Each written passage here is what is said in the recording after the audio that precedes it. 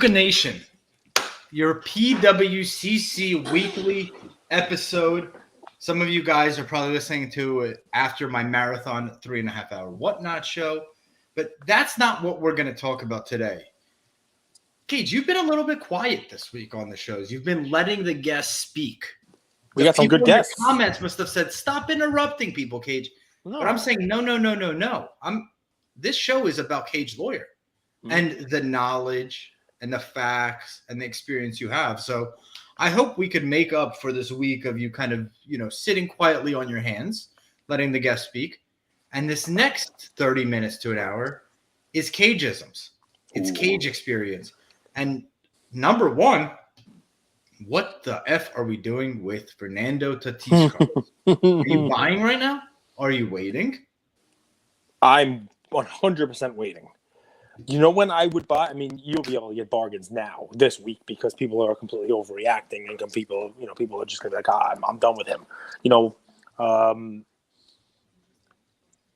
I think the time to buy him, believe it or not, is going to be in April of this coming year, right? But long way away. But here's why: people don't realize this. Yeah, people don't realize this. He didn't just get suspended for this year. He's out for the playoffs, and he's out 40 games or 42 games, whatever it is, in next year.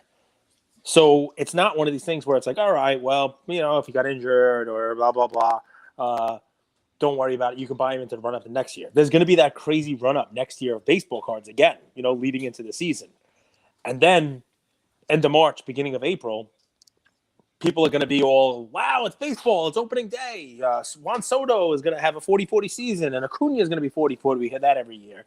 And is Lou Bob still alive? I don't know. Is he? Where's Eloy Jimenez? I have no idea. But nobody's going to be talking about Fernando Tatis because he's going to miss a quarter of the season. He's not going to play. So it's 64 and 51. So we're at 115 games. 37 this year. Do playoffs count? No, he's missing I think 40, 41 or 42 this year and 40 next year. Yeah. Playoffs don't count towards a suspension? Wow. No, they don't count as games towards a suspension, but he obviously can't play because he's in the middle of a suspension. That's tough. That doesn't seem fair. Why? Why would playoff games not count? Why should they count?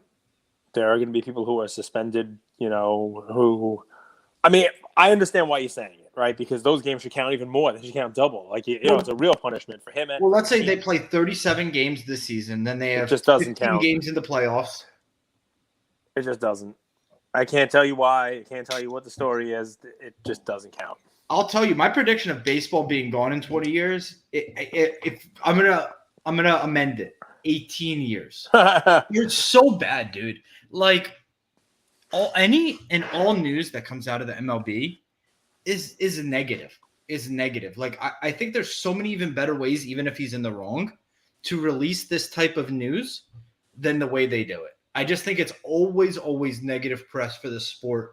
And this isn't one decade in. This is a few decades where their goal is to tear down the most popular player. It's not like they just go after any Joe Schmo. They go after the main guy, the main young guy. Think about A-Rod, man. A-Rod, without the suspension, would have maybe been the most likable player, most likable superstar of our generation. And MLB turned it into, this guy is despised. He's done a good job of kind of winning back that reputation. But for a long time, people hated A-Rod. Yep. Hated him. Oh, yeah. People still hate him. But listen, the other side to this, and I get a lot of messages. I post these fun things. I have fun. I'm an amateur video editor now. I don't know if you know. But I post some fun stuff. Amateur being the keyword. Yeah, but I mean, I'm still doing it. You're a professional whatnotter. I'm an amateur video editor. We'll see who wins. So, in any event, apples to oranges in so many ways. Yeah, I mean, I'm not getting paid to do my video editing. You are getting paid. At least you're not losing money. Shut up. So here's the fun, right? The fun of it. People have messaged me. So, behind the scenes, I'll give you that whole, people have messaged me and said, I'm never buying him. I'm selling all of my stuff and I'm never buying him again. This guy's now, why would anyone invest in him if he's going to take shortcuts? Why would anyone invest in him? Seriously, why would anybody invest money in him? Morons. He's not taking shortcuts. Of course he is. He's taking the steroids. That's a shortcut. He's breaking the people rules. Are so clueless. This is they don't even read. They don't read anything. They'll just read whatever they're told. But you think that he really had ringworm and mistakenly took this? I don't know. Ringworm. I don't know, but I wouldn't say that he's. Do you think also Barry Bonds also just like mistakenly took steroids? So, like the cream and the clear, he didn't know. I'll do it through an analogy. Like this, remember in school, like don't take drugs, DARE program. Remember, don't take drugs. Yes. But I think we could all agree that meth and weed are two different drugs. No, we cannot. What do you mean? No, we cannot.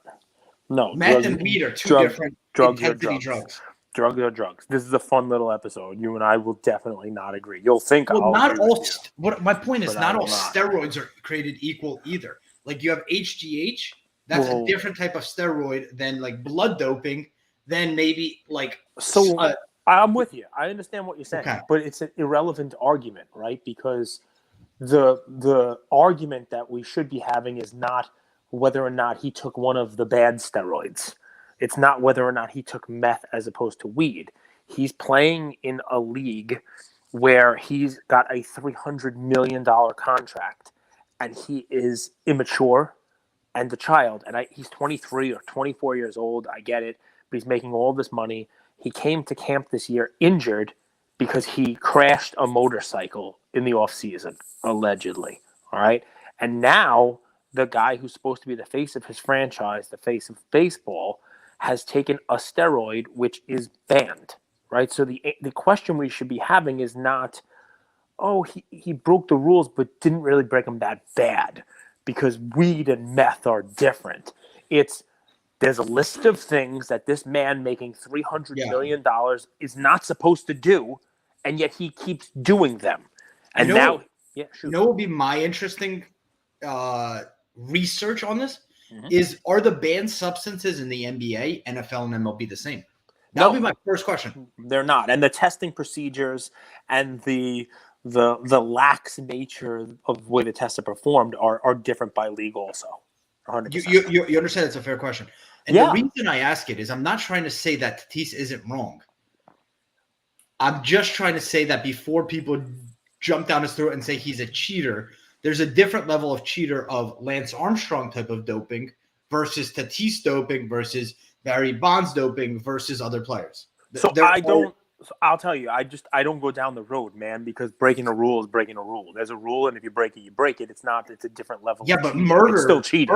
Murder, rape, that's and then different. With that's a drug. different. That's different. You broke a rule. But you're speeding. You broke a rule. That's the degree of suspension. That's the degree of crime and punishment, right? Obviously, we don't punish murderers the same way that we punish people who do nonviolent crimes.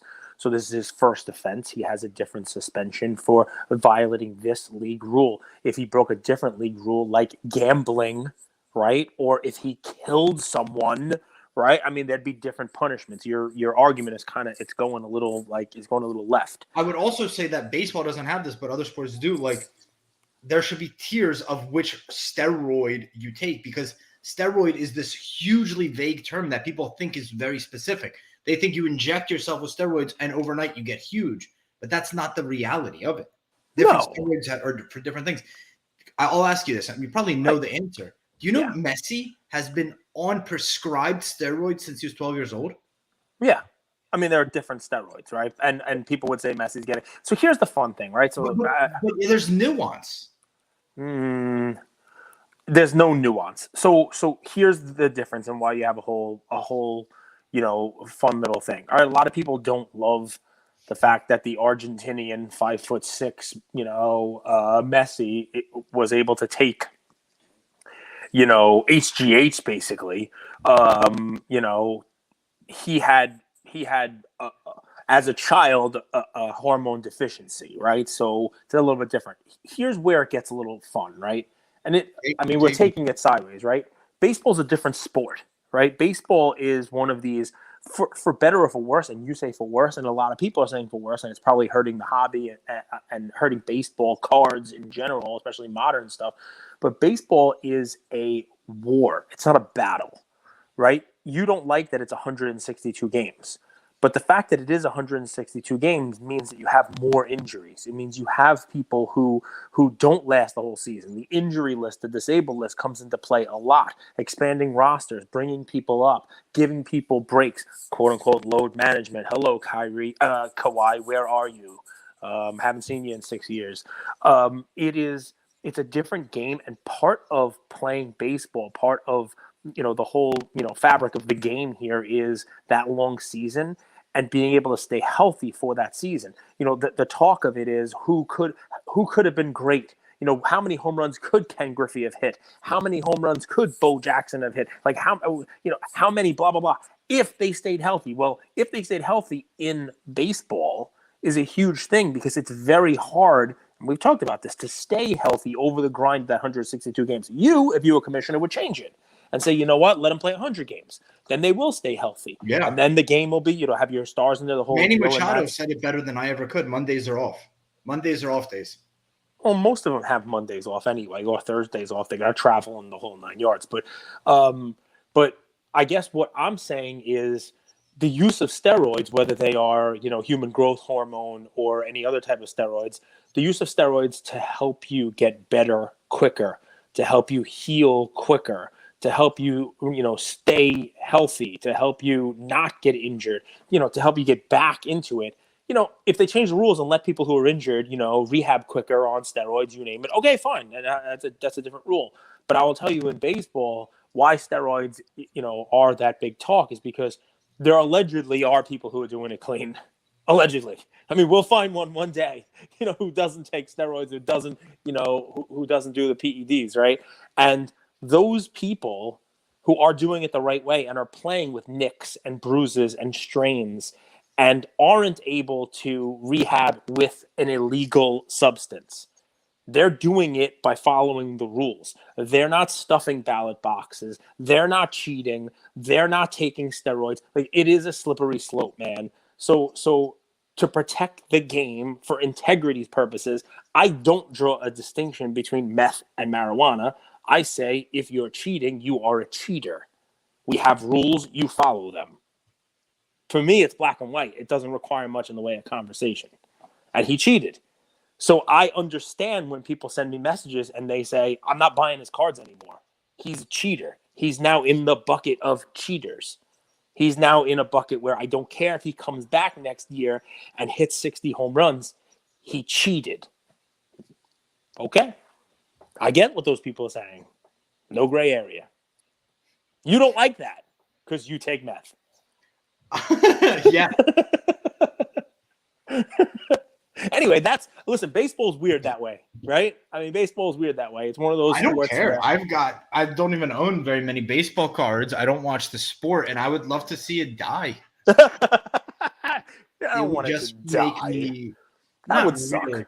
That would suck if it died. Well, for all the people and their families who have money involved, yes, I would not want for any sport fan over the age of 45 that enjoys just taking in a baseball game and watching a game and hanging out and watching a game with the family or whatever it is. I mean, right now there's Yankees Red Sox are on, and people enjoy watching it. Fox paid a lot of money to have that game. It has a tremendous amount of tradition.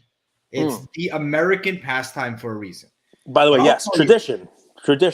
But what's funny is the tradition is, behind closed doors, there's been a lot of drug use in baseball. I don't want to make it sound like I'm a fool here. There's different drug use back in the day, but trust me, Mickey Mantle wasn't playing the game sober. So, I mean, is football 4 games for your first suspension? It depends on what you get suspended for. Performance enhancing, I think it's 4 games and then a season. Maybe, yeah, maybe. Even there, you have in a sport where I think performance-enhancing drugs probably matter a little more than baseball. In a sport where you're literally just running into each other, we'll talk about Zach Wilson in a second. It's only a quarter of a season. Where in baseball, it's half the season. Even the punishments don't fit the crime. It's just, dude, everything that sport does, they want to cripple itself. And my opinion is the reason they do that is because they want to keep the owners rich and the players poor. I think, I mean, that is a very populist view. I don't read anything about baseball or follow content. I just observe. What about Zach Wilson? You know what I think people got yesterday? It's, you know, when like Enron went out of business or Lehman Brothers kind of went under, there's like that shock, but Yeah. the chips fall a little bit later. In the same day, you have a top prospect in baseball go down, 80 games suspension, and Zach Wilson with a potential ACL. It ended up being a bone bruise, but it's like, yo, this prospecting game is a little bit scary. And I think it actually will have more repercussions to other players than right now meets the eye. Yeah, I think you're probably right. I think you are probably right. The Zach Wilson news, I wonder if it's one of those where, you know, as a kid, I remember my mother making cookies in the kitchen, and I didn't wait for the cookies to cool off. And I wasn't tall enough to look over the cookie sheet, so my chin, I was trying to like see if I could, my chin hit the edge of the cookie sheet, and I burned my chin, right? And it could have been much worse. Like, it could have been like really bad, my face, my hands, you name it, the whole nine. It's just put some ice on it, the whole deal. That's what happened here with Zach Wilson, right? Like nobody put their hand in the fire yet. Nobody really got burned. They could have, right? People who are spending thousands upon thousands of dollars on Zach Wilson, you know, hoping, especially the ones who are hoping that they can sell it week 2, week 4 after he has a hot start and just make 15, 20 or 30% on it. You know, he could have been done for the year. And, you know, there was that couple of hours there where you're waiting for tests and stuff, and everybody was just assuming ACL. Those folks didn't get burned yet. I mean, I kind of don't believe that he has a meniscus, he has a tear, and he's going to miss 2 weeks. I mean, unless he has the same doctor as Tatis. I mean, I don't believe that. But, you know. Not all meniscus tears are the same, you know. Yeah, it's true. But still, once they get in there, oftentimes when you get into a knee, you see that it's, you know, you can't tell what it is internally until you're in there. So, you know, the fact that they're saying 1 to 2 weeks when they're doing, you know, it's arthroscopic, I know, but still. Point I'm making here is it could have been significantly worse for people. Could have been significantly worse. Are they going to learn from that? Are people going to be like, oh shit, you know, let me take some chips off the table here on my Trevor Lawrence, on my Mac Jones, because, you know, football is one of those crazy, crazy things. Whether someone gets injured or not, the card value can go down a lot. This was one of those where I have a feeling, though, it's going the other way. I have a feeling people are like, oh, Zach Wilson is a god. You know, he can't tear his ACL. I'm not selling. I'm going to double down. If anybody, remember on the Backyard episode, you told Nick that Backyard Mac gave me tickets where on one side it was the winning ticket, right? Unripped. He is non-ripped, so I couldn't win. I Best thing ever. Trey Lance, Zach Wilson, all of these quarterbacks are holding losing tickets where they can't win. And here's what I'll explain. Short-term or long-term, short-term, they have a ton of injury risk. They have a ton of risk because they could just get benched. So that's short-term. Injury and not playing or not living up to standards. But long-term, they're holding cards of not even player-worn. Not even game-worn, I apologize, player-worn. So they're not even holding a good asset. They're holding the shittiest asset of a guy who short-term might not perform and long-term is not a nice card. So let me ask you, right, because you're in there with the Backyard guys. You know, after we finish our show up, you know, you rub your whole body with Vaseline, you put on a Backyard Breaks bandana, and you kind of run around your room pretending, right? So you're linked into that world, that community. I don't do that, right? So tell me, are they buying these cards with the hope to just flip them immediately? Like, what is the young, you know, flip game person doing? Like, somebody who's buying Trey Lance cards right now, are they planning on having any of those Trey Lance cards next year? Here's what I see. There's like this little posse. It's like the JV Gary V's. It's like they have their own iMessage group, and they're all influencers with cameras. Yep. And anytime one of their buddies buys a sick card, they post it, and all their friends on their IG comments are like, "Sheesh, nice pickup. Sheesh, that's fire. Or sheesh, gasoline tank. Sheesh, gasoline tank."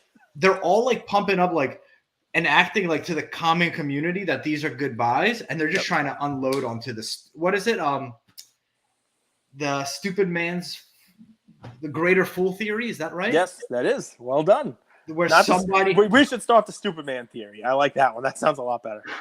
they're using the hype of the upcoming season, their camera and their influencer crew to create a market that isn't there. That's just the reality, dude. I sell cards all day or whatnot. What these non-game worn cards are selling for compared to proven legends, proven greats, lower pop, nicer cards of people who have accomplished more, it's not even close, man. You're going to look back, or these people are going to look back and be like, I can't believe I paid. One of them's going to win. It might be Matt Jones, but the other 7 are going to be losers, in my opinion. I love it. I think you are. I think you're probably right. But Like Trevor Lawrence, dude. But what about the ones who picked the 1 out of 7? Yeah, like maybe these kids really don't have anything to lose. Maybe they got daddy's money. Maybe they just, they're rolling the dice. And if they weren't doing this, they'd be doing it on something else. And maybe this is their way of making some money. I don't know, man. I don't know. Even no Herbert good. Herbert is in a division with a Raiders team who's not very good, but then you have Russell Wilson and Mahomes. Like, if he's not damn near perfect, where do his prices even go? His prices are incredibly expensive as is. Even if he is perfect, it's very difficult to get through the gauntlet of the playoffs, right? And Mahomes has to go to the AFC Championship game, play MVP caliber football, maybe win a Super Bowl.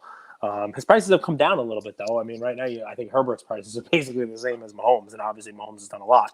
And that, by the way, in and of itself, is a learning lesson, right? Because Mahomes is losing a little bit of momentum. He hasn't really done anything to lose momentum. The dude's never played a road playoff game. I mean, think about that for a second. I mean, he's only been awesome for his whole career. And yet he is, I don't want to say falling out of favor, but he's falling out of favor. If you were to poll the kids now, they think Herbert is set up to have a better year this year, and they want to hold Herbert cards this year. But, I mean, Joe Burrow. Joe Burrow's cards, I'm pretty sure right now Joe Burrow is the highest price card in the weekly auction, PWCC right now, an RPA at a 99, National Treasure.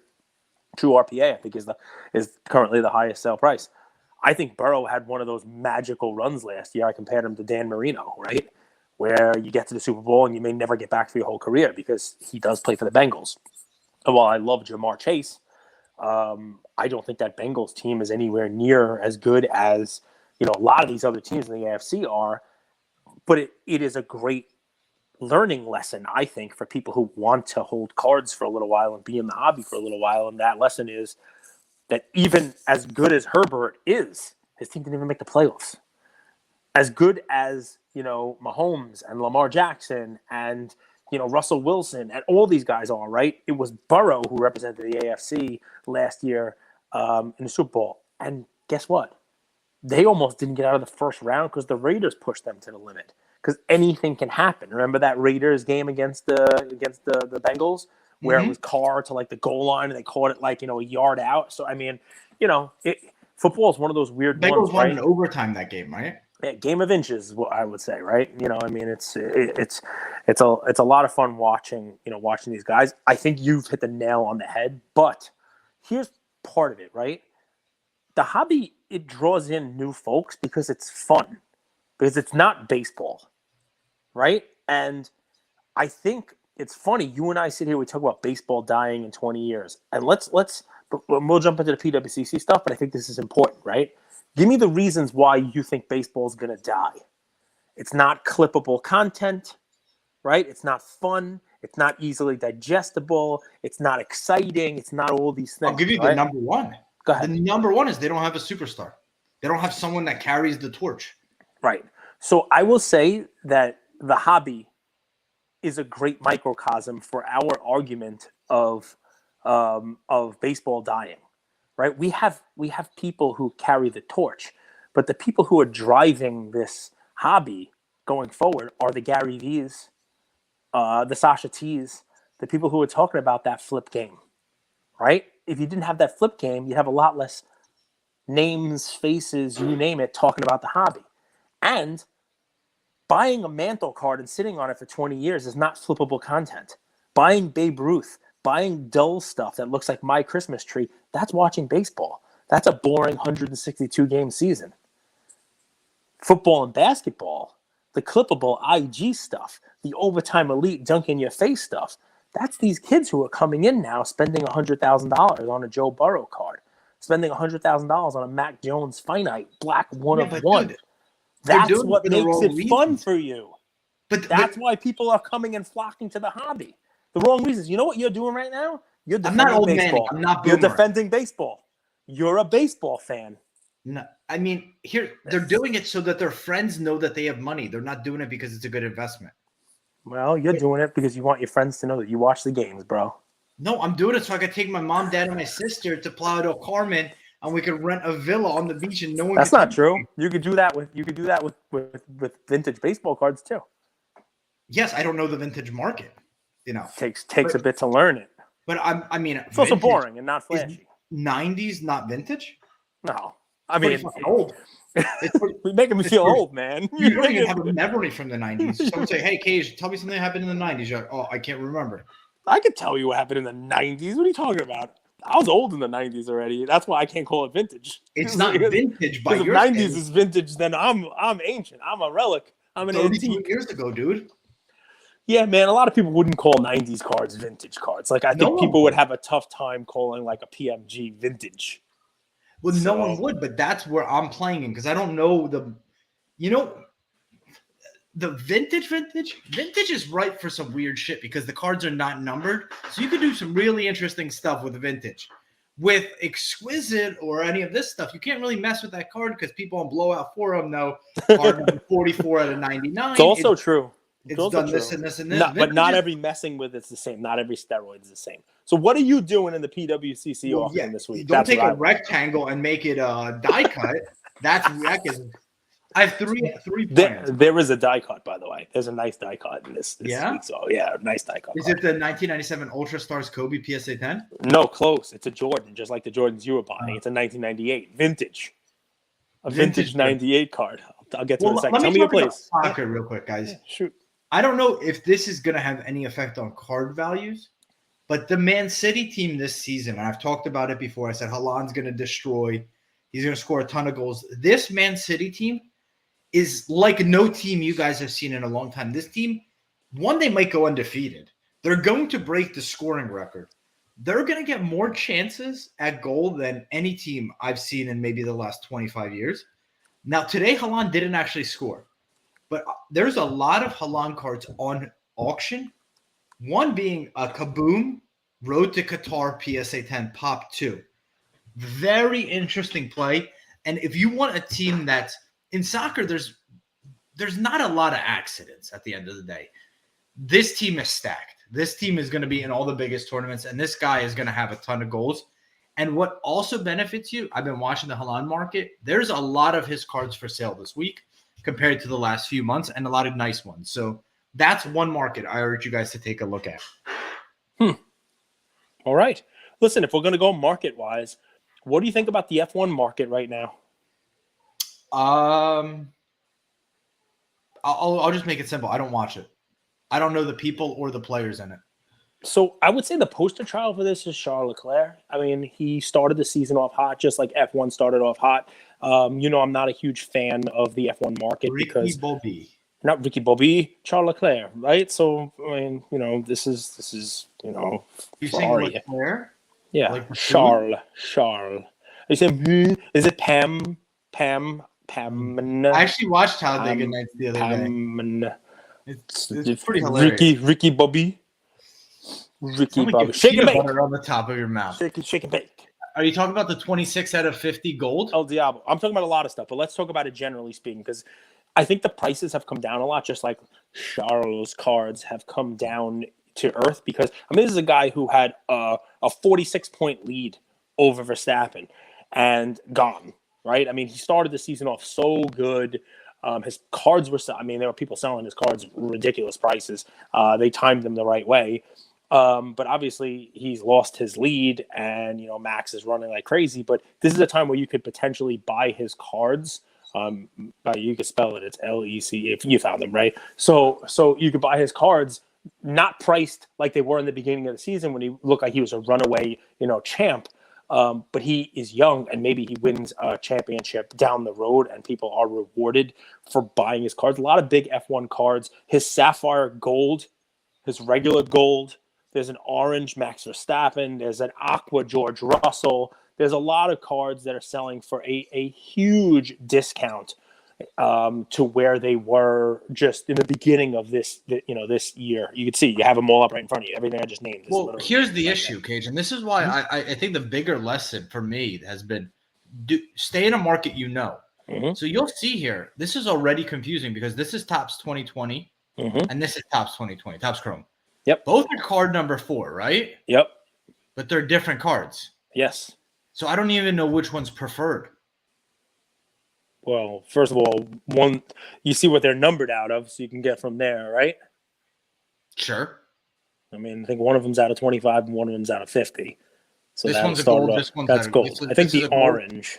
This is a gold. This is a gold. Both out of 50. Right, but one of them's sapphire.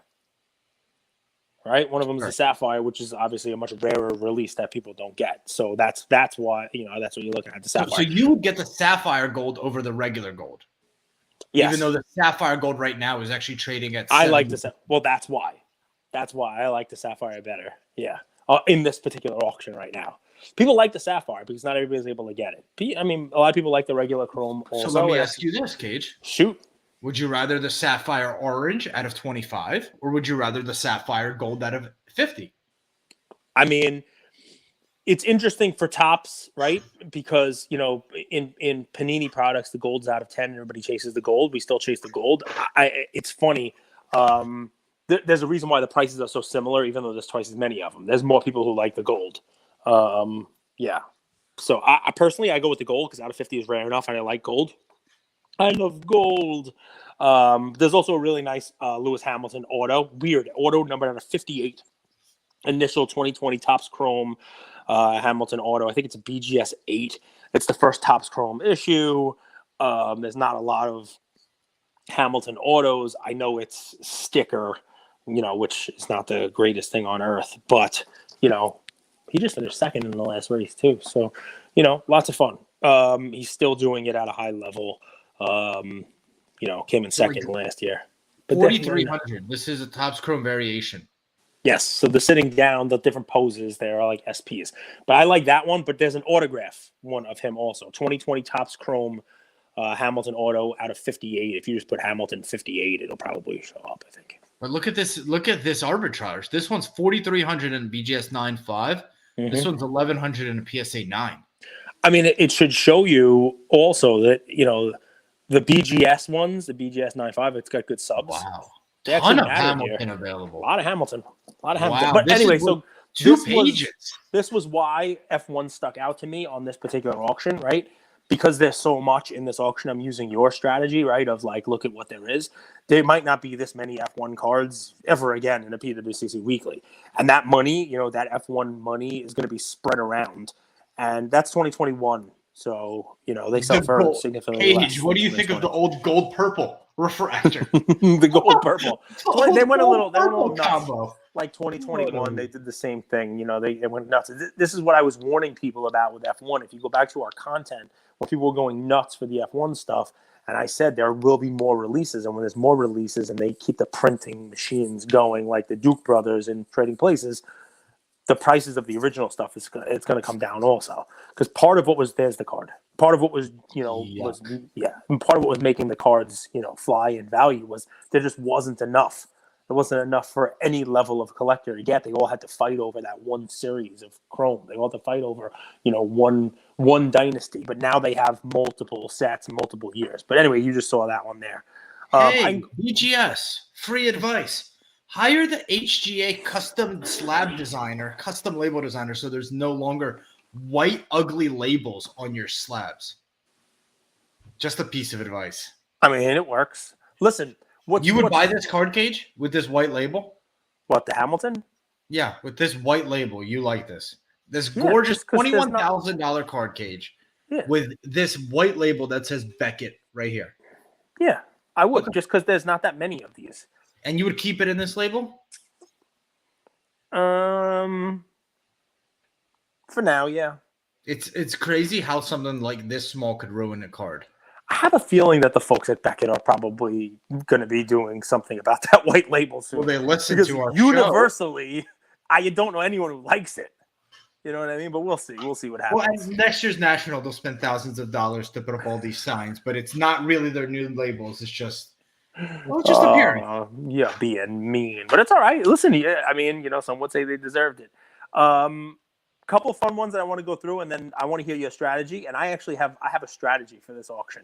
I was gonna just buy a bunch of stuff myself, but you know what I said? I come in here and I talk about high price stuff. What's the matter? You have to fart? Go ahead, let it go. There we go. Good job. You had that fake slick. I shouldn't tell people my strategy? What's the matter? No? What the hell are we here for then? To argue and banter. I'll give some stuff, right? I'm not going to try to say Ken Sugimori's name, the artist of Charizard. If you're a Pokemon fan, there's a 97 Pokemon Japanese Team Rocket Hollow Dark Charizard signed by the Charizard artist. Highest grade example. Not exactly the cheapest thing in the world, but there's not a lot of these signed. So that's out there. He always draws a little Pikachu on it, right? In football, that's Pikachu. There's in football. So he's got a little. That's Mimic You. In football, there's a Herbert. We talked about this 2020 Panini Flawless Bronze. Justin Herbert RPA out of 6, BGS 9. Right. I would say that this is a cool card. You want me to help you find it? It's Panini Flawless Bronze, Justin Herbert. Now look at that. You got it on the left there. It's not a shield. This is what you'd call a laundry tag. And what folks say is next to the shield, the laundry tags are next. You're an expert in laundry tags. Tell folks why you decided to spend more money on a laundry tag card than you have on any other card in a long time. I'm an idiot. I didn't do any research, and I overpaid for Mahomes 101. No, that's a cool card. You didn't overpay. I think I've overpaid. I wanted it. You think it's a good deal? Yeah, I like the card. I like your laundry tag, and that Herbert one's a pretty cool one also. Out of 6, little laundry tag. Yeah, that's a cool card, man. It's a cool signature. I like that card. Well, I went on eBay and I searched this card just to see. He has like 3 one-of-ones. He has this laundry tag. He has a Nike laundry tag. He has a laundry tag from his 4th birthday, his 5th birthday, his 6th birthday, his 7th birthday. We talked about this with Jason Kuntz. That if Trevor Lawrence has 1,000 one-of-ones, does he have any one-of-ones? And that's part of the problem, right? So this is still my favorite pickup ever. Why? This is from first because this is a first Topps Gold. Nice. And who is that? Mac Jones? This is Mike Jones. Mike Jones. And it's numbered to 499. Usually they're numbered to the year they were made, but I think the first year they only numbered them to 499. And this is the highest ever graded. Ooh, Tom Brady, highest. Look at this guy. He's a Brady collector. Look at you Brady guys out there up in Boston, up in the Northeast. You're jealous. Angela has a better card than you. First gold, I'm so Brady. surprised. So you have Trey Lance, Herbert, Burrow, all of these guys. I mean, we could go down the list. Jalen Hurts, Mac Jones, but no one's buying Brady anymore for some reason. I mean, they'll buy him. They'll buy him after week 8 when it looks like he's winning the MVP and the Super Bowl. But he's not flashy, man. He's not. There's the upside is minimal on him. Sure, there's still some upside, but there's no I'm going to buy a Brady card right now for $100,000 and sell it for $150 in 2 weeks. That's what they think is there on Trey Lance and Trevor Lawrence and all the other fun guys. So 3 basketball cards. Then I want to hear your strategy. I'll tell you my strategy. They run the gamut.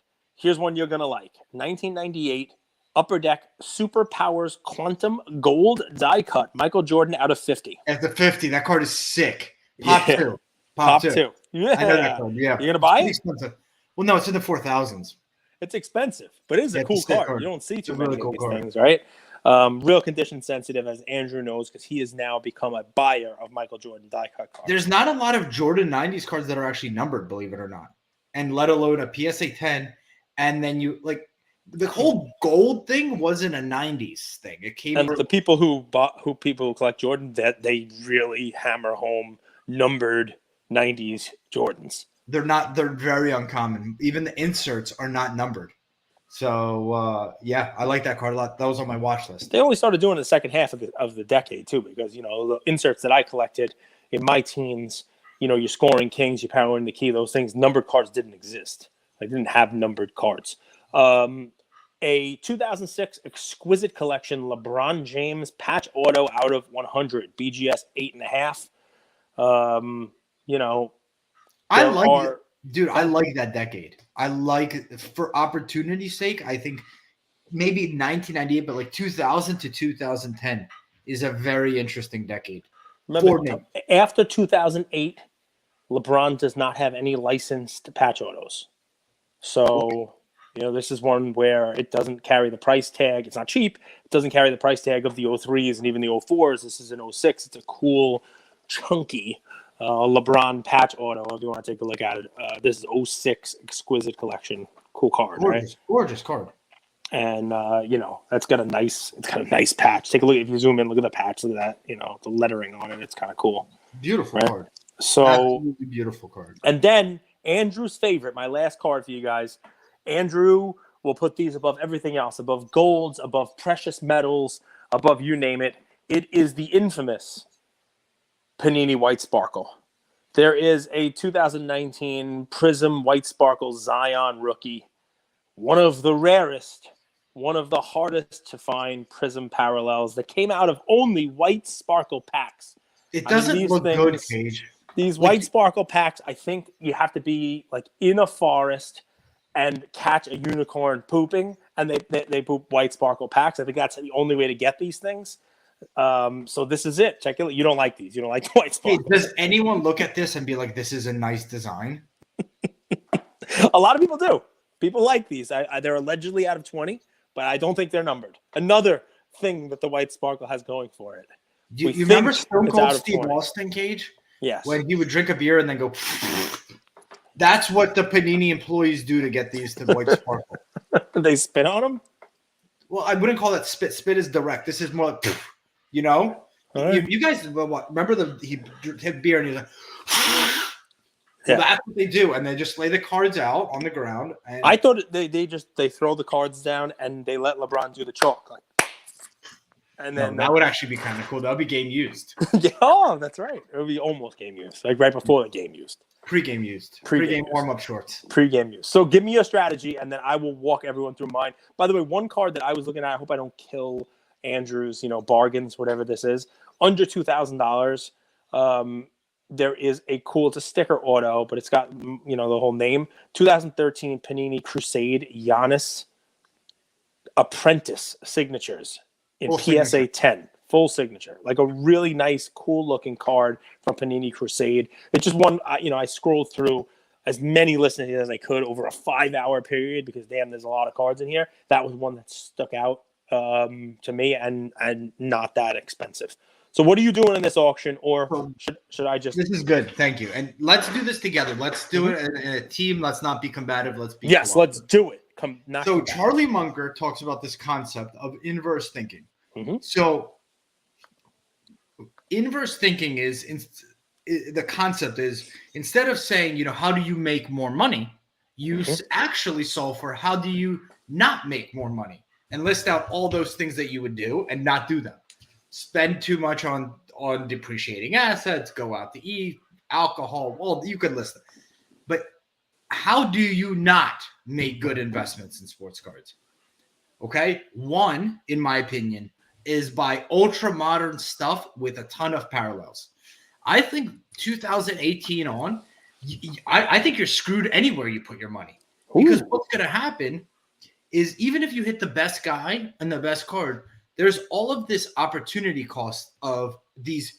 Have you seen the new parallels? It's called Lucky Envelopes, Cage. You've seen that? I've seen Lucky Envelopes, yes. What the fuck is an Lucky Envelope? Easy. So how do you not make money? Is by investing in ultra modern.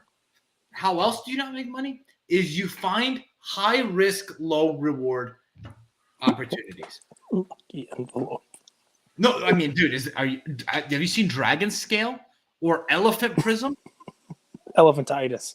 I saw that on LaMelo's balls. Yes. So you say what my strategy is? I'll tell you what my strategy is not. It's not ultra modern with all of these crazy parallels that you don't know which one's going to be the winner. And inevitably, even if there's a winner, that winner is going to take away from all the other ones. It's like when you have too big of a menu, no matter what you order, you're kind of unhappy. They've done studies on this, people. It's called, so that's number one. And then finding high risk, low reward opportunities. I think oftentimes like a Jalen Hurts, high risk, low reward. You want to buy that high risk, low reward? No, you do not want to buy high risk, low reward. Kevin Porter Jr., high risk, low reward. I mean, listen, Lucky Envelope shouldn't scare you away. For 3, 4, however many years now, they've had a Pandora's Box Prism parallel in Optic. Did you know that? No. I saw somebody pull a Tom Brady yesterday. It shouldn't scare you. I understand what you're saying, but this goes back to the whole, the hobby screwed. Because if 99% of what people who came into this hobby over the last 2 or 3 years are buying is all worthless and going to be, something that no one should be buying, well, then 99% of the people in the hobby are going to lose their shirts and leave. And then what do we have in 2 years? That's a big leap. Because 2018 on is shit product, doesn't mean that pre-2018 is bad product. Like, there's a ton of people who are buying up 2012 to 2015 Prism. I think that's a great buy. A lot of people are buying 2000 to 2010 game used patch autos, exquisite in that year, even if it's non-rookie. So I don't think the hobby's screwed. I think ill-informed investors and flippers are screwed. So inversion theory is don't look at what's going to succeed, look at what's going to fail, and don't do it. And try to avoid it, right? So what you're saying is that to the folks out there who are doing it one way, and that is going real heavy on ultra modern, everyone's doing that. It's likely that it's probably going to fail because everybody's trying to just make a quick buck on it, and it's being so mass produced that even one of ones aren't rare. Correct. Okay, I get it. I honestly don't have much to say negative about that, but remember, I'm the guy who posts a very bland-looking vintage Christmas tree of cards. So I don't have really much in the way of ultra modern stuff anyway. Even like, don't look, please. Mm-hmm. First, well, you don't have not first, but like a Curry 2017 Prism Gold PSA 10. What do you think that card should sell for? PSA 10 base Prism, like actual Prism, like not like a parallel, not like one like gold, true like gold, Curry like Splash or whatever. True gold. 2017 Prism.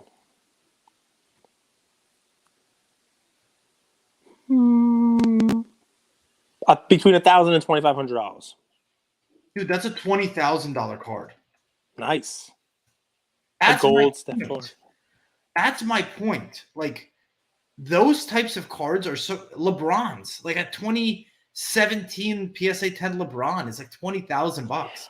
People love Steph right now, and people love the gold, and I think I understand why. So I have a different take, right? I mean, like, I would love, and it's going to be more than 20 grand, but I'd love a 2012 Prism gold, but not just because it's Steph, because it's the first year of golds and the whole deal. But there are people who can't get the 2012s, they go for the 13s. Can't get the 13s, go for the 14s. And it's a sliding scale all the way down. And remember, those true golds is only 10 per year. That's his, 6th or 7th year of gold. So now you're only talking about 70.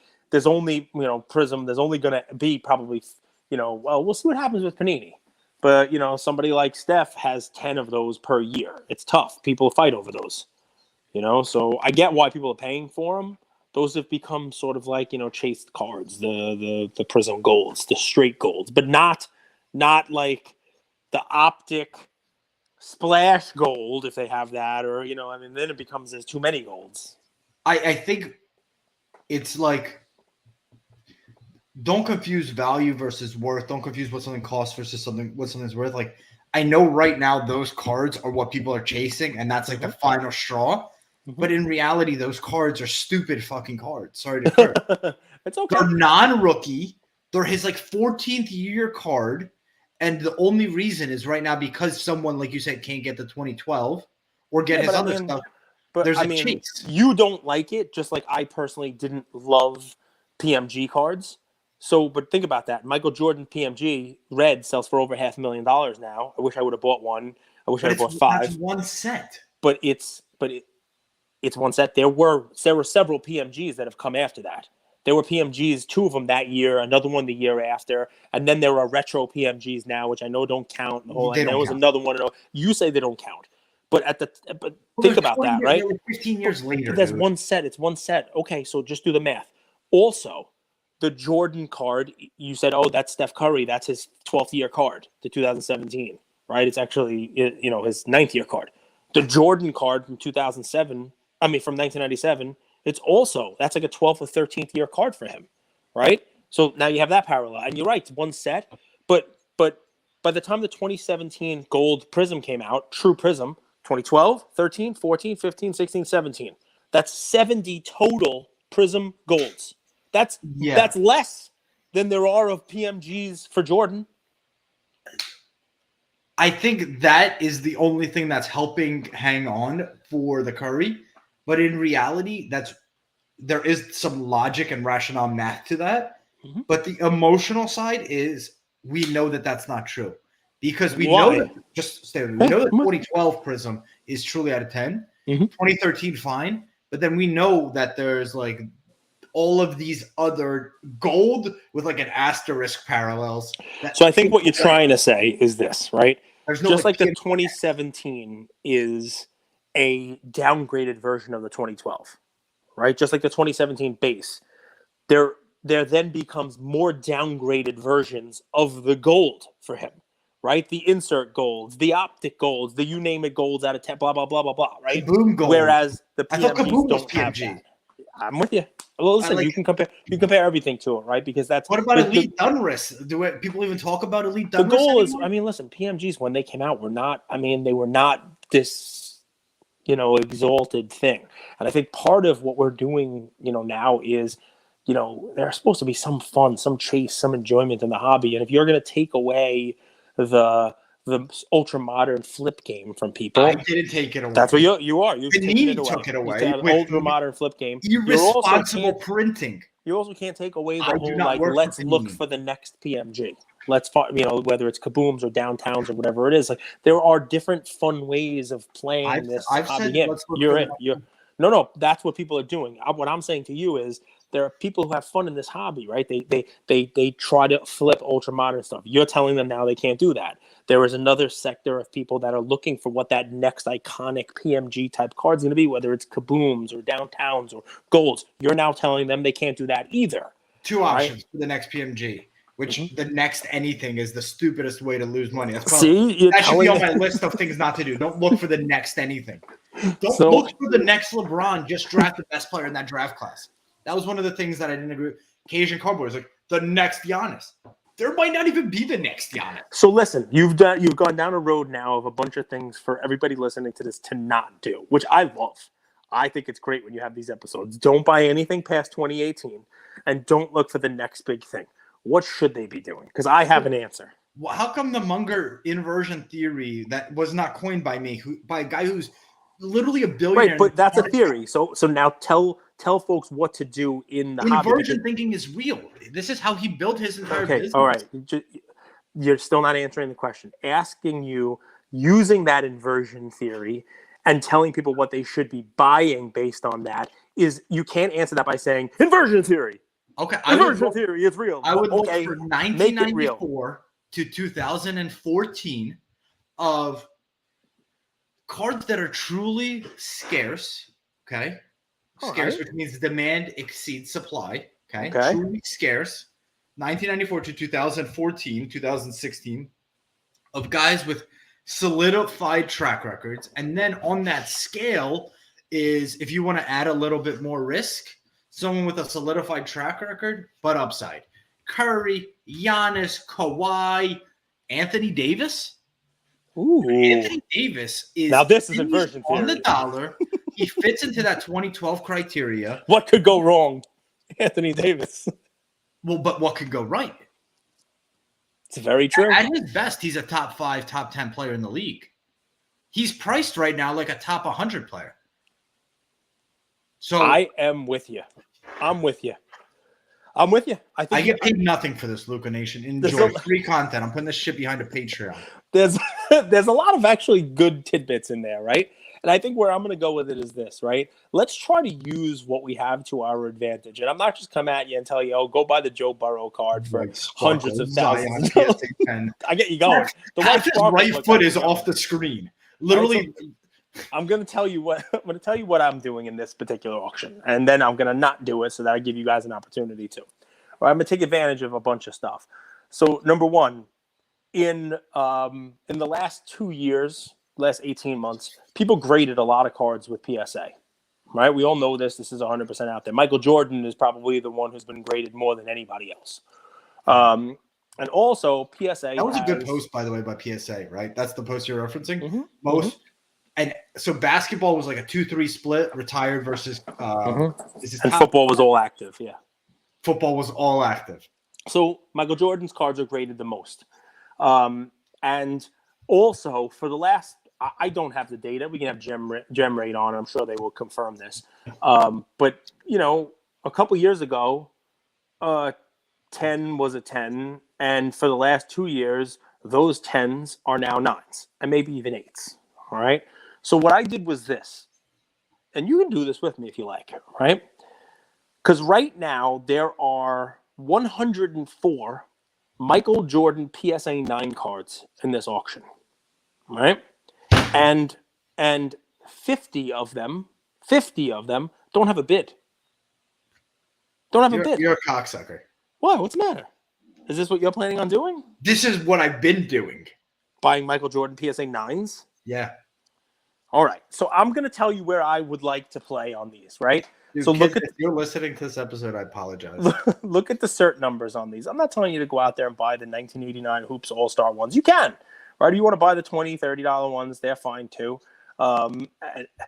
And there is a strategy there of, finding ones that are rarer and still cheap.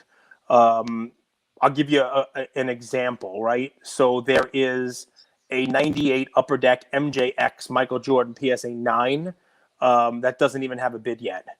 And it's a really cool card. It's got a cert that starts with 6, and it's probably something that would have created a 10 had it been sent in before this most recent gold rush. There's the Barcelona Olympics cards, have one bid at PSA 9, your Skybox, him with his Olympic team, with his dream team. There's a couple of other cool ones too, if you want to, stretch it past the $10. The 1992 Topps Gold Michael Jordan, right? The 50-point club. He's shooting. He's got a gold. $13 PSA 9 with a very recent cert. There's a really cool one with him in his baseball uniform from 94 SP insert. It's the Central Region one, wearing a Chicago White Sox jersey. Also sitting right now as we talk at $14. Nat Turner, he did some PR during National. He sat down with, the content machine that is Jeff Wilson, not with the card ladder guys who are actually under the Collectors Universe umbrella. He sat down with Jeff Wilson, and he gave an interview. And the interview he gave an interview to Jeff Wilson and talked about how the pricing is going to come down, which is good news for everyone. It said it's probably not going to come down to $18, but in August, September, price of PSA stuff is going to come down again because they're now two buildings open, and they're open in Jersey as well, and they're able to grade I think 50,000 cards a day or some crazy number. I would take a chance with that Topps Gold 92. I crack it out and send it back into these guys. I would take a chance with some of these cards. But if you feel like gambling, if you feel like spending a little bit of money, right? If you get up to like the 3rd or 4th page of these Jordans, by the way, 4 pages in, and it's still $19 for his 1994 SP Hollowview Blue, which is a cool card from when I was buying. Luka Nation, your giveaway box, gone. You're welcome. Thanks to King. The 91 Upper Deck Award winner holograms. I mean, that's a nice one. Baseball ones. I mean, all these HoloViews and holograms sitting there. But if you get up to, like the 5th page finally of these cards, you're going to see there's a 94 Finest Refractor Michael Jordan. It's sitting at $500. $500. PSA 9. No, PSA 9. And a recent cert. This card is probably something that would have graded a 10. Right? Next to it is the 2004 SPX winning combo jerseys. Are they game used from 2004? It's LeBron and Michael Jordan in a PSA 9. There are no 10s of this card, right? And it's sitting at $210. $210. Just to give you guys context, I was bidding on a very similar card last week. I let it get away. It was a Kobe LeBron, Kobe in the blue jersey. It ended around $450. Dual patch, right? Game use patches. Yeah, dual patches, game use patches. I mean, one that ended last week, Kobe LeBron, right around $450. A very recently graded 6'3" cert of the big men, Skybox Z-Force big men on court, PSA 9. It's more expensive. Up Cage's alley right there. Yeah, you know how much I love big men. So anyway, guys, it's why did you do this? Because this was what I was looking at as like a play here. I couldn't believe that there were so many PSA 9 recently graded Michael Jordan cards that didn't even have any bids. It's crazy. I thought you only buy Kobe. Hope you flip your bike and knock your 2 front teeth out. Looking at the lion's den. What? You were planning on buying a bunch of these? Get out of here. Selfish. No, you weren't. There's 100 of these things. Yeah, what do you think I'm doing? I don't know. I thought you were moving into better stuff now. I move more product than Johnny Depp and Blow, bro. All right. Well, listen, now you're going to have some competition from Luca Nation, who listens to this episode and gets value. Let me show you, Cage. How about these 2 golds? What do you think about the LeBron First Step Panini Prism PSA 10? I didn't even know that existed. How about the go hard and then go inside of his these are not the regular gold. It's not what I'm going to call the true gold. So, yeah, I mean, it's like your Dwayne Wade card that nobody wants. It's not true gold. Oh, that shit's gone, bro. You sold it. Yeah. Good for you. I sell everything, man. I told you to move product. I sell it all. I sell everything. Well, anyway, guys, there's a lot of cool stuff in the PWCC auction. I just did Michael Jordan PSA 9. You know, if you wanted to look for Michael Jordan PSA 8s and really upset Andrew, you can. There's 53 of them. Nothing will upset me more than this. And this is why you guys should use PWCC and nobody else ever. What? I bought a $20 card on eBay. Another perfect card for the giveaway box. You know, love you guys. Love the Whatnot stream. We have this little giveaway box. Ken Griffey Jr. Topps Chrome PSA 10. A great card for a giveaway. That's a cool card, yeah. $20. I'll pay $5 for shipping. These guys charge $10 for shipping and handling. That means shipping, $5 to USPS, and $5 for them to put it inside of a bubble mailer and pull off the strap and put it on. This is why PWCC is the best. You buy, then you pay, it's in your vault, and you ship it all at once. I've got shipments the last 5 weeks. I'm paying between $1 and $1.50 per card shipping. Think about that. You get 50 cards, you pay $50, $75 in shipping, you're paying $1.50 per card. You buy on eBay, you buy those same exact cards, you're paying tax and shipping on every single one of those cards.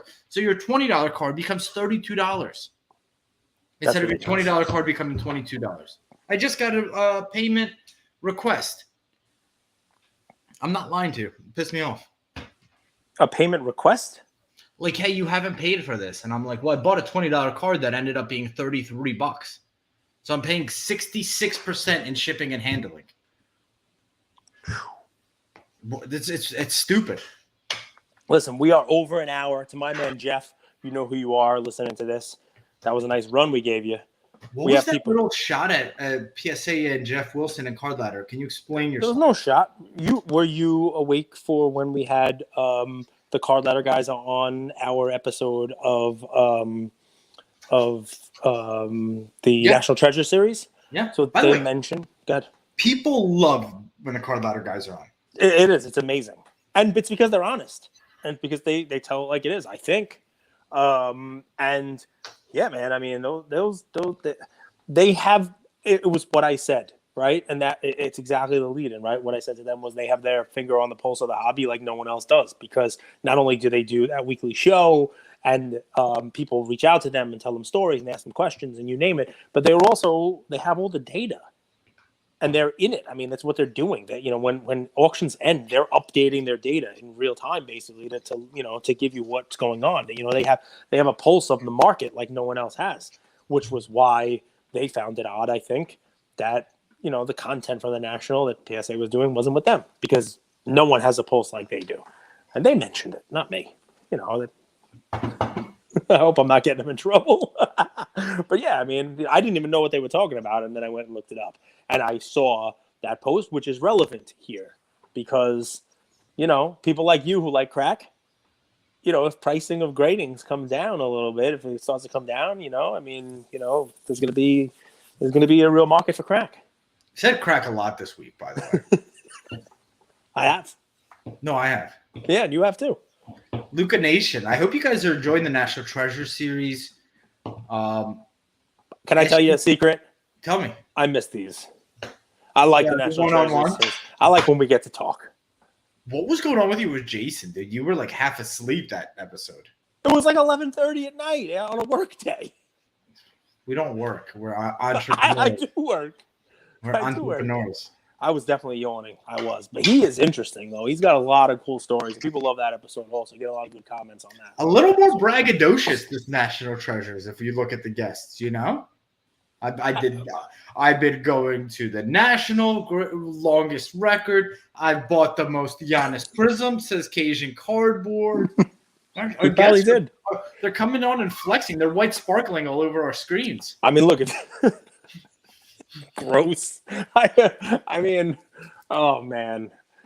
Speaking of, take a look at my story before it disappears. The football one, the play-by-play analysis one. Take a look at that one. Oh, the kicker. The kicker one stands right in there. But dude, I mean, it's tough when you're stands right in there and takes stand right in there and deliver in his face. When the guys come in to try to block you. What was that guy saying? Oh my God, that was weird. Anyway, listen, I can flex too. I mean, I was looking at my pictures today, and nobody was buying more Devontae Graham than me. Nobody. It's just, do you really want to flex that? I mean, well, here's the kicker, right? Let's say you're Giannis, you buy at 250, goes to 500. You buy Devontae for 10, it goes to 50. Who would you rather have? I was buying for $10. I was getting 50 of them. We had the card ladder guys on, and Josh said something very smart that I can then connect it to the NFT space. And remember, I said, well, what happens when I buy something that I think is a good deal, but now the card ladder value drops? What did he say? Do you remember? He said, that's going to happen to you a lot, Andrew, because you buy the wrong thing all the time. He said, we'll go to eBay and say, well, the lowest one listed is X. What's the floor price? What's the floor price? If you're going to go buy one and you can't buy mine, how much you're going to have to pay to go get one? So instead of comps, NFT land is floor price land, right? So they don't go like, what's the last sold? They're like, what's the floor price? It was just interesting. By the way, a card you guys should take a look at is the 2002 Ring of Honor Tom Brady. I can't make any sense of this card. The auto? No. That card, the auto is insane. But look, so I'll bring it up, and we'll end with this. 2002 Brady Ring of Honor, okay? Mm-hmm. First year Topps Chrome, correct, Cage? Say yes or no. Is this a Chrome card? It's 02? Yes. I think it's his first year of Chrome, yes. First year Chrome. I bought this at Mealy Pop's table at National, so I started doing research. You remember this card? Yeah, I remember you buying it. Yep. First year, he gave you a good deal too. It was a great negotiation. He's like, okay, it's this. You're like, I'll give you this. He's like, okay, but just because it's you. That was the end of that. Well, he overcharged me, but we'll talk about it later. How many PSA 10s do you think are there of that card? 2002 Topps Chrome Ring of Honor. 100. 49. All right. That's not a lot. Nope. Now, so there's the black refractor from that year. There's 13 PSA 10s, $45,000 card. And then there's the Ring of Honor refractor. There's pop 1 PSA 10 out of 100. That's a $93,000 card, $60,000 card. So let's go to the base. The base right now, the base Ring of Honor, pop 49, $169.50 was the last sale. Is it because the Ring of Honor is just like everything else, like another like subset? It's not like the true card. It's like buying the splash or the T minus or, something else from. But there's only one. So there's the base Topps Chrome, and then there's the Ring of Honor. There's the black refractor, and then there's the Ring of Honor refractor. That's it. That's your Topps Chrome set for 2002. Okay? Yeah, I get you. Whereas, They also did it other years, right? Because I know the auto, there's one in this auction. It's in 04. yes, they did do 2004 Ring of Honor as well. Higher production, but yes. Interesting. I got a question to ask you because you might as well, because I think it ties back into the PWCC stuff, into this auction. It ties into what you're saying. Maybe it takes it home. I'm sorry, Jeff. Please don't have a heart attack. We're up to 70 minutes. There are people who run. There are people who run, and as long as the episode is, that's what they do, right? They run for a lengthy episode. Why does Immaculate not get the love of everything else, right? So if I were to ask you like a true RPA out of 99 for like National Treasures or even Flawless of like 2018 Luca, right? We know what the high price ones are for National Treasure RPA or Ja, the National Treasures out of 99. But if you type in Immaculate rookie patch auto out of 99 and you look at the top two that are on here, there's a Ja and a Luca. Take a look at what they sell for. Yeah, but because, dude, we don't really care about the name. Like, because there's Colossal, there's Flawless, there's National Treasures, there's Immaculate. Those are 4 premium patch products. We don't have to talk about Spectra, which is also they have RPAs. Select, I think, has RPAs. So you could just change the name, but we're not like idiots. The hobby's smart. Every time you add this high-end kind of parallel or not parallel, the set, just like it looks identical to National Treasures. These don't. So take a look at the Immaculate. If you just type in the search term Immaculate patch 99, yeah, there's a Ja. But why? You know what looks very different from National Treasures? It's $3,400. The price is different. Yeah. So I guess where I'm going with this is, if you're making my argument for me that, wow, it looks just like the National Treasures and it's the true RPA out of 99, and this is what people are looking for, are you going to spend $100,000 or $3,400? The Luca, by the way, there's one. It's a PSA 8 out of 99. Also nice 2-color patch from 2018. It's there's 5 PSA 8s and 3 graded higher. That Ja we're looking at there is none higher than the PSA 9. The Luca's $3,200, and it's a rookie patch auto out of 99. So I guess where I'm going with that is this part of what your theory is? The part of the what could go wrong, right? Like that if there's so many of these versions, nothing's really rare. The stuff that's gonna maintain are the ones that people have anointed. That National Treasure True out of 99 RPA is the one that you go after, and the rest of them are going to be garbage. That one's screwed, you say?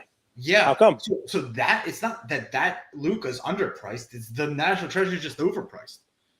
That's overpriced too. That's not a game worn, and it might even be his mom who signed it. So you have a picture of Luca with player worn jersey signed by his mom.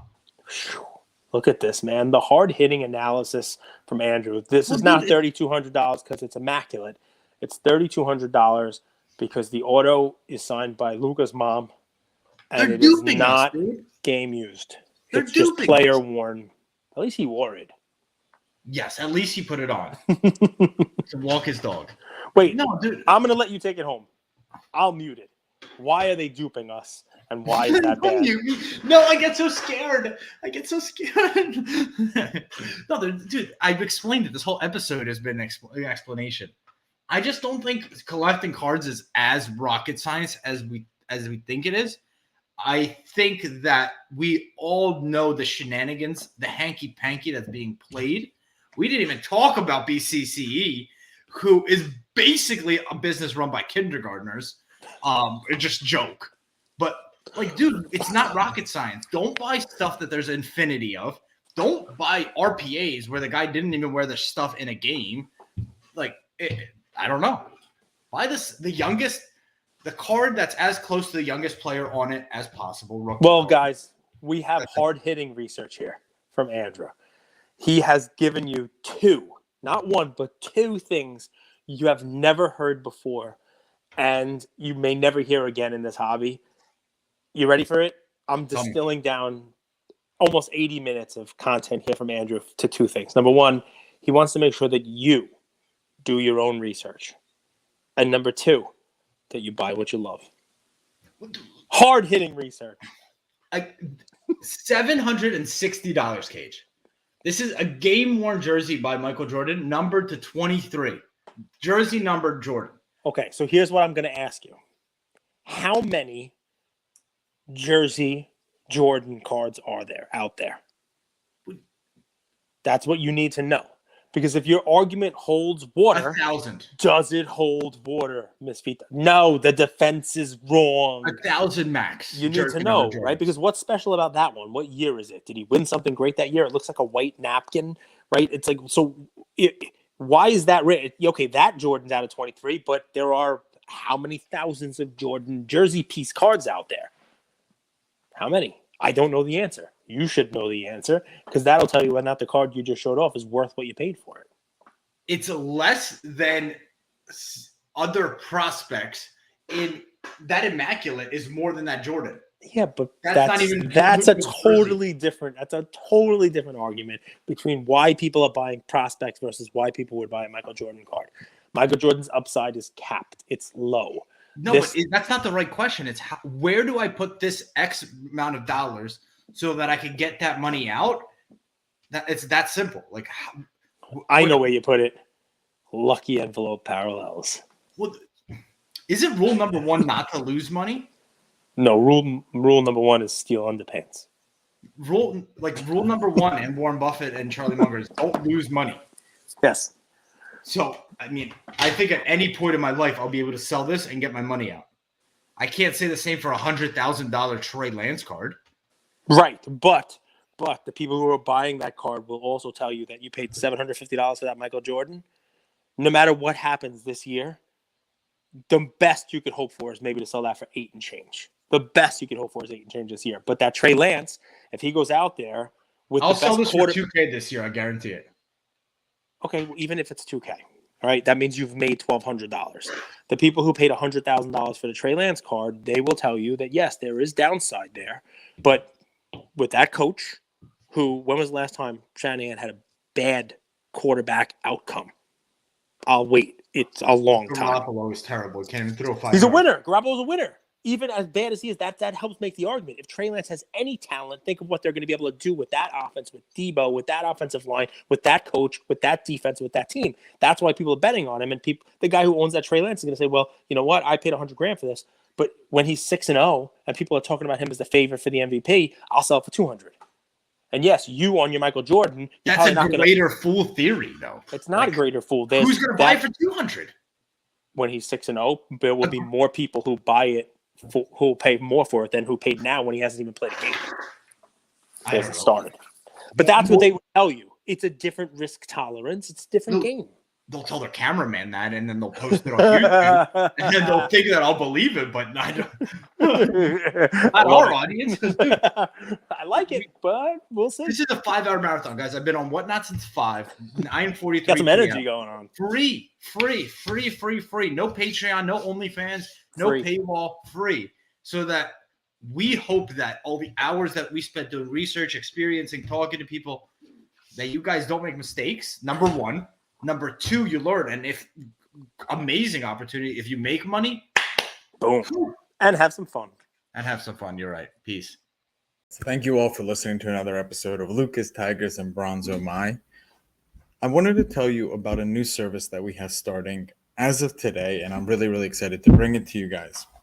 So as a part of our partnership with SGC, we got 50 free submissions every single month. And many of you have taken advantage of that. And it's amazing that we could have the opportunity to 650 episodes, 675 episodes in, to go ahead and give back to our community. As people were sending those cards in, they asked, can we send 5, 10, 20 more cards to you guys? We'll pay for it, but we wanted them graded with SGC.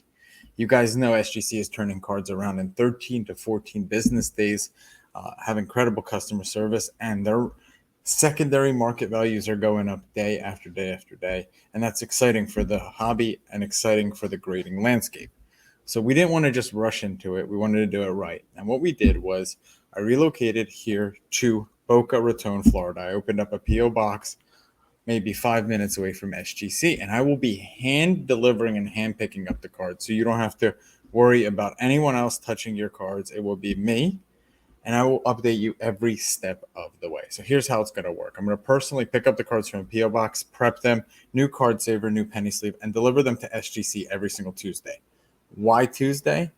Well, It lets the stragglers over the weekend come back through on Monday and gives me a day to prep, and it basically gives SGC the entire week to work on grading those cards. Once your cards pop, only then at the end of the process will you be paying for the service. It's $25 per card, simple as that, and the turnaround times have never been faster. We're hearing right now 13, 14, less than 20 business days.